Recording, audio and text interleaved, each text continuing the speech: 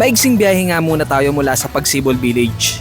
Magmula sa Naik papunta nga rito sa Indang ay mag-travel tayo ng 30 minutes gamit ang ating motorsiklo.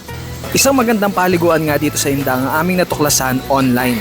Isang batis na may maliit na talon ang aming napuntahan dito sa bayan ng Indang, na napapalibutan ng maraming lunti ang puno at halaman, na may malamig-lamig na tubig tamang-tama sa mainit na panahon.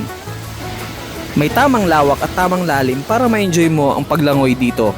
May malinis at malinaw na tubig na nagre-reflect nga ang lunti ang kapaligiran dito. So tara guys, lapit tayo sa falls para makita natin kung gaano kalalim yung bandaron sa tabi ng talon. Ayan, kadibdib. Ayan, malapit na tayo sa talon.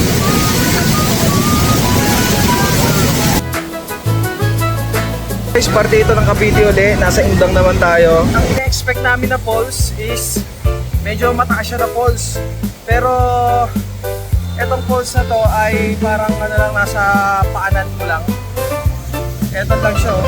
May mga cottage nga sa taas eh. Pagbaba mo nung ano, kung saan tayo nag-park kanina, parang nasa ground lang siya, nasa ground. Tapos para makita mo yung pinaka ganda ng falls, kailangan bumaba rito sa may tubig, sa baba. May enjoy mo paliligo dito kasi napakalinaw na tubig. Tignan mo yung tubig niya, malinaw. At hindi siya ganun kalalim. Ayan, ganyan kalinaw ang tubig. Oh, tanto! Tanto nito! Kaya kung trip mo rin ang mga ganito, halika na at pasyalan natin ang lugar na ito dito sa Indang. At mas may enjoy mo nga kapag weekdays ka nagpunta rito dahil hindi ganun karaming tao ang madadatnan mo.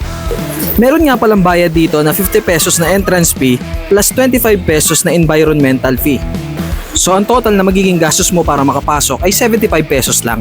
Sulit na yon para sa ganitong klaseng lugar. Isa nga ito sa nakikita namin ni Jaisel na pagdalahan sa aming magiging bisita sa Pagsibol. Saglit lang kami nagstay dito ni Jaisel kasi ang balak talaga namin ay mag-ocular lang, pero na-enjoy talaga namin ang lugar na ito. Tingnan mo naman kasi Brad, solid! Woohoo!